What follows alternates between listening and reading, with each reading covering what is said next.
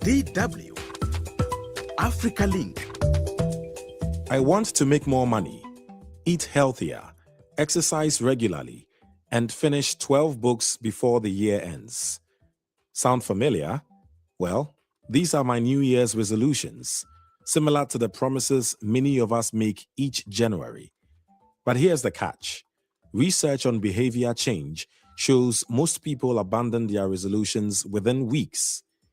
So why does our motivation disappear so quickly? And how can we know if our goals are actually setting us up for success or for disappointment? Interesting, isn't it? Well, that's what's coming up. I am Eddie Micah Jr., and you are welcome to Africa Link, the podcast connecting you to the stories that matter. Africa Link, every weekday here on DW.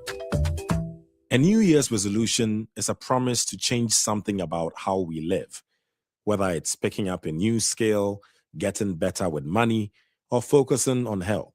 Your resolutions are very important because it gives you vision. Inside that vision, you have realistic targets that you're looking at achieving at the end of the year. New Year's resolutions for me are a way to reset and revisit the drawing board so that you are able to align on what your goals are. To be honest, I've struggled with mine. This year, I promised myself to work out every morning at home. So far, well, I haven't done a single day. So what's going wrong? Not just for me, but for millions of people every year. To help us figure this out, I'm joined by life coach and HR consultant, Ama Ansa. Ama, welcome to Africa Link, and I'm sure it's not too late to wish you a happy new year. Did you make any resolutions this year, Ama, and do you mind sharing them with us? Thank you very much, Eddie, and Happy New Year to you and your listeners. Yes, I did actually pause to reflect on my past, as in 2025, and made some decisions with regards to 2026. But what I need to tell you is that I did not just make resolutions, I set goals. I set goals around my family. I set goals around my intellectual development. I set goals around my spirituality. I'm a Christian, and that is very important to me. I also set goals around my health, recreation, and a few other things. I find that interesting, what you just said. I mean, there's New Year resolutions and there's setting goals. Is there a difference? Can you explain that to me? All right. Yes. The new year actually gives us an opportunity to start again. So usually during the new year, people make resolutions. They make promises to themselves that I want to do more of this. I want to stop doing more of that. And all these promises that we make to ourselves is to ensure that we grow, we make a positive change in our life, and we improve our lives. That is on the resolution front. But if you make these statements or these commitments without backing it with any solid plan, then you just have a wish list. Setting goals help you to know where you are going, how you want to go there, the support that you require to get there, and the outcomes that you so desire. So there is an additional component, not just to have a wish list, but to have a wish list commitments, I would say, that are made into goals and backed by a solid action plan. Huh, interesting. I've never really, I mean, obviously resolutions should come with, meaningful ways to achieve that. But I think the way you put it makes it even clearer to me. So there's one thing making New Year resolutions, and on the other hand, you have to make goals, steps to take to achieve them. Very interesting. So for instance, one of my New Year resolutions is to read 12 books by the end of the year. That's the resolution, I'm assuming, based on your explanation. So what could be clear goals for me to achieve that, for example? All right. So your goal from your resolution is to be able to read 12 books across the year. So I presume you would break it into smaller bits. Let's say a book a month. And then you ask yourself, how am I going to do this? What times am I going to do this reading that I want to do? Who can help me to ensure that this plan that I'm putting in place, reading a book a day, who would I be accountable to ensure that the reading that I set out to do would be done? And how would I measure its impact in my life? Because you are not just reading, you are going to read to add knowledge to yourself and to make yourself a better person. So we've talked about the time frame, which you're going to do, like, let's say, a book a month. And then we know that the desired outcome will be you to be very knowledgeable enough to do the work that you are doing and see an improvement in your life. So that's how I will channel your activity of reading a book. So there is a process. You have your goal. There's a process you would go through, and there's an outcome that you would see at the end of the desired period. Okay. Now I'm putting down all these tips to help me for the first time achieve all the resolutions that I put up at the start of the year. Also, is there anything as too many resolutions? I honestly think so, because I think at the beginning of the year, and I would say that resolutions, we don't need to have just resolutions at the beginning of the year. You know, life happens. So as we go through life, things actually pop up in our life. That makes us sit back and think. And like the prodigal son, you will say that he came to himself. You come to yourself, and then you realize that there are certain things that you need to do for your life to improve. But more often than not, sometimes we have too many things that we cram. And you know, the brain has this much capacity. But we set up like a shopping list. I want to do this, I want to do that, I want to do that, with no solid action plan behind it. So it becomes like a shopping list. So if you have too many, it becomes difficult for you to actually follow through to make it happen. So it's good to start small and build up as you go on. So how many is too many? How many is too many? I think it depends on the individual, but what I would recommend would to have just about 5 to a maximum 8, 5 to, let's say, a maximum of 8, but I would recommend a 5. Between 5 and 8, I would recommend. And I'm saying that because when we make goals, we want to look at our entire life cycle, our entire life plan, and plan along the various facets of our life. So you can have something around your spiritual growth. You look at your family, you look at your health, if that's important to you. You look at any recreation that you want to have. You look at your intellectual capacity, because you need to build yourself up for what you want to do. You look at your career. If you are in school, you like to look at your education. So if you look at the circle of life, and as we say, the wheel of life, you'll be able to come up with some goals along those key areas of your life. So between 5 and 8, I think you should be good to go for a whole year. I think that is quite a stretch, because you will have individual things, actions that you need to put in place to ensure that these things are accomplished. So from some research that I did, it suggests that many more people fail at New Year resolutions than those that succeed at it. Some estimates put it at more than 80% of New Year resolutions fail by the end of February. Why is that the case? Yeah, you're very right. Actually, I had a discussion with my son just a couple of days ago, and he was telling me about this statistic as well. That a lot fail. And some, I would say, in all honesty, even fail before the February that is being talked about. A friend of mine went to the gym just this week, the beginning of the year, and she told me the gym was very, very packed. But just 6 days along, we've done 6 days, right? Yesterday, the numbers started dwindling along the way. And yesterday, the room was a bit free. So you are very much right when you say that some of them do not actually manifest into the outcomes that we desire. And I would say this is because sometimes we don't actually set the right goals. Research has proven, and practice confirms, that goals set should be smart. And when we talk about smart goals, we are talking about goals that are stretching, goals that can be measured. How are you going to measure the thing that you set out to do? goals that are achievable, goals that are realistic. You know, you look into your own life plan and you know that these things are realistic, and then they should be time bound. Goals that are set should be goals that are smart.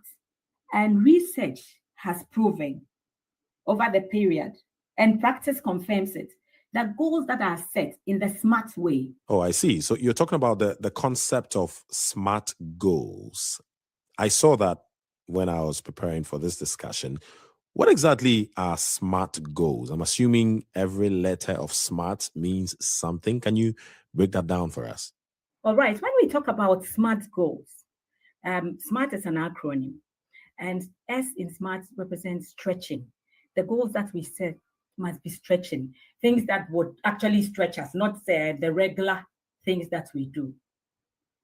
And then it should be measurable. Whatever we set out to do, that goal it should be measurable. We should be able to have certain milestones that we can actually see to say that this goal is being worked on.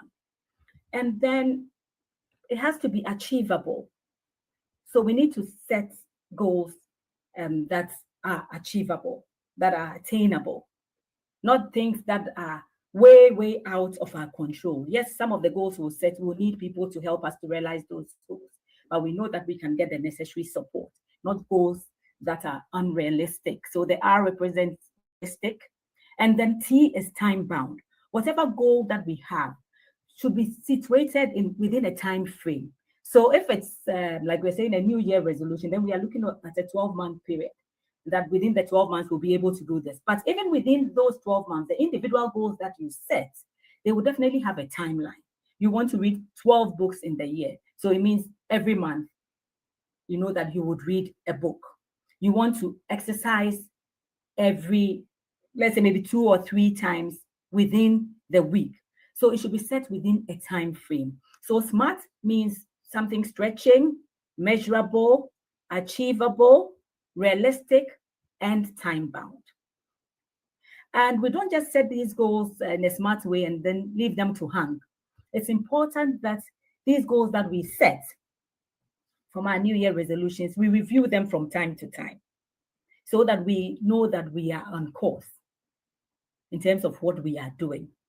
When we go back into the corporate space, year on year, organizations set goals, and individuals within the organization also have to set goals to help achieve the strategic goal of the organization.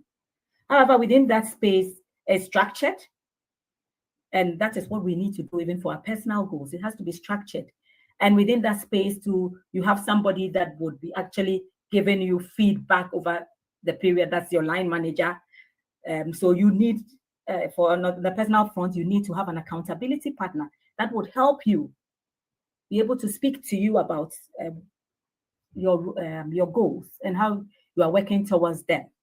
And then there is the end of year appraisal that people do within the organization. In the same way, when we set our goals from our New Year resolution process, we need to actually have it done in this way so that we'll be accountable and realize what we set out to do. Right. I'm taking down some notes from all that you're saying. I mean, it's definitely important that the goals are achievable and realistic. I'm just wondering what happens to financial goals. Many of the goals, people want to make more money and, double what they have or whatnot. I mean, in the current economic climate where inflation is high, you are never really certain how the economy is going to be the next 4 or 5 months. How do you deal with such financial goals in such a climate? Yeah. Like you rightly said, we have no control over the economy. However, I think it's still important that we set our financial goals, even for the very fact that we do not know how things would actually turn out for us with regards to our economy. We just pray and hope for the best. It's important that we do that. And yes, we may not know how the economy would go, but we need to have our plans in place because, as I said, money makes the world go round, right? So we would definitely need money for the various things that we need to do. So we need to know where we are getting our incomes, we'll be getting our incomes from. And also have a contingency plan. I know a teacher who actually is doing some extra work by doing Uber. So that is an extra stream of income for this person. He does it after school, he does it over the weekend. And that is one way we can actually supplement, his income and ensure that his financial goals are met. So it's important that we make alternative, we put in place contingency plans that would help us. I know some who write books, other do all sorts of little hustles to help them meet their financial goals. In our local parlance, we say "Osombodia sompwedu." That's what we say in Ghana. It literally means when you actually grow plantain, you should equally grow banana, because you don't know which of them would actually yield the right results. So it's important that we look at alternative streams of income. We look at how we can use our time well to help us achieve our financial goals. We need to cut our coat according to our size. Right. I like that one. You're giving me a lot of punchlines here, Amma. Yeah, I'm a size L, so I would not wear extra large coat. So I got to be careful with that.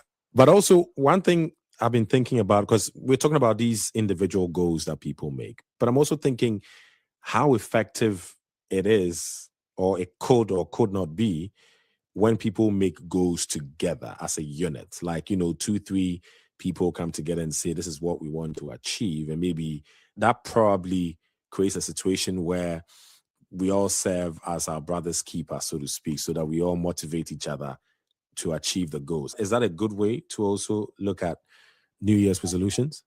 I think it's one great way that we can look at some of the goals that we set. Corporate goals, group goals are effective. And they're effective dependent on the fact that each person within that particular group is committed to the overall big picture and work towards it. I personally know people who come together and as a group, as a family, you commit to their spiritual growth. We are committing to reading the Bible as a family together so that we can actually be a check on each other to see how far we are going. And I think it really helps when we have group goals as well. Then we have accountability partners within that particular space. When we set up our plans for this year, for instance, my family and I, we decided that for some of the commitments, everybody had to choose for the goals that we are making. We need to choose accountability partners. So some of my children have chosen me as an accountability partner. They've chosen some of their siblings as accountability partners. So within that particular group, we can actually hold each other up to ensure that we work towards a common good. So I think group goals are good, and it's something that can be pursued even beyond the family. Nice. Look, I could go on and on and on, and I'm sure people listening are really learning a lot from this. As we wrap this up, Amma, give us your final words, some sort of encouragement, but also realistic scenario, that, hey, it's still quite early in the year 2026. What changes should people make, and what should people do now to ensure that they achieve their goals by end of the year? All right, Eddie.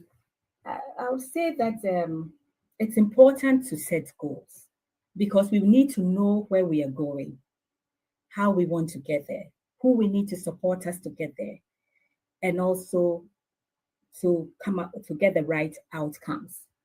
But what we can do is to start small. Early in the year, yet, it's a good opportunity to start small and grow as we go along. Let's not have a shopping list. And for us to be able to go through this process and achieve our goals, we need to be disciplined. We need to commit to what we actually want to do, and be disciplined enough to let go of certain things to enable us achieve these goals. Because achieving your goal is not about when you feel like it. It's not about your how you feel. It's about working towards it. Like you want to go for a run, but you say, oh, today is very cool. This summertime, I will not be able to go. If you set a goal, be disciplined enough to work towards it.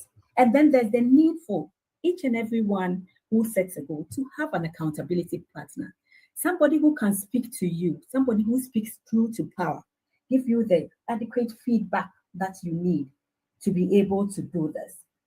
And it's about staying positive. I know that the statistics may not actually look favorable from what is being thrown out, but I always tell myself, why don't we work towards being part of the 20%? If it's 80% that do not work, why don't we work towards being part of the 20% who make it work? And how do they make it work?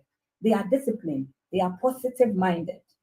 So they work towards their goals consistently. And the word is consistently. We need to celebrate our small wins, our little wins. Let's give ourselves a tap on the back. And when we are also not able to get it done, let's take something away from ourselves a bit to ensure that there's consequence and then there is reward. And finally, I like this thing about Steve Covey's matrix, about things that are important, things that are urgent, things that are not important, and things that are not urgent. I think we ourselves, in making our commitments, need to assess ourselves and know which ones are important, which ones are not important, and be able to sift through the cracks, because there's a lot competing for our attention these days. Social media, things around us, our environment, our culture, everything. But we need to be able to decipher what is good for us at every particular point in time. And finally, let's learn to say no when we have to say no, because sometimes we commit to so many things and we do nothing. We overcommit. If we want to realize our goals, I think we should stay consistent. We should stay disciplined. We should have accountability partners. We should celebrate our small wins and sometimes deny ourselves of certain privileges if we are not able to meet our goals. And most importantly, add the God factor. It makes a lot of difference. Thank you, Eddie. No, thank you, Ama Ansa. Thank you very much for sharing all these insights with us. Very much appreciated. It's still quite early in the year, so I'm sure we can get back on track and make sure that for the first time in a while that our goals are met. Ama Ansa, life coach and HR consultant. Thank you. Thank you very much, Eddie. Get the stories that are shaping the continent here on Africa Link. So, what resolutions have you made for the new year, and how confident are you of sticking to them? On the streets of Accra, Ghana, my colleague and DW correspondent Eric Mawena Egbata spoke with Ghanaians about their goals and hopes for the year ahead. New Year resolutions are very important because it gives you vision. Inside that vision, you have realistic targets that you are looking at achieving at the end of the year. New Year's resolutions for me are a way to reset and revisit the drawing board so that you are able to align on what your goals are. For this year, I've not made any resolutions. That's because I already have some things, agendas on my mind that are not accomplished. Without routine, vision will lead you to frustration. So it matters that you are consistent every day. They should be very smart goals. They shouldn't be too big, specific, measurable, achievable, realistic, and time bound. And once we do this, I think that we are good to go. For Christians, it even helps when you pray a lot more and commit it to God's hands. It helps you meet those targets. I don't think too much of them because I feel like you can do that at any point in the year. But I think that for most people, it allows them to have a focus and getting to the year more focused and more determined to achieve things. I look forward to locking in and making good grades as a final year student, graduating with a good class, and then being more financially responsible. So I would be cautious of every single amount I spend on every single thing. Well, I wish them all the best. Behavior experts say resolutions work better when people focus on the process rather than the outcome. For example, exercising 3 times a week instead of aiming to lose a fixed amount of weight. And instead of putting all the pressure on January 1st, psychologists suggest treating any week as a fresh start, making it easier to reset after setbacks. So, good luck with your resolutions. Please share your thoughts with us on Facebook at DW Africa. Listen on Spotify or wherever you get your podcasts, and subscribe to our DW Africa YouTube channel so you never miss an episode. This show was co-produced and edited by Isaac Mugabe, and I am Eddie Micah Jr. Thanks for listening.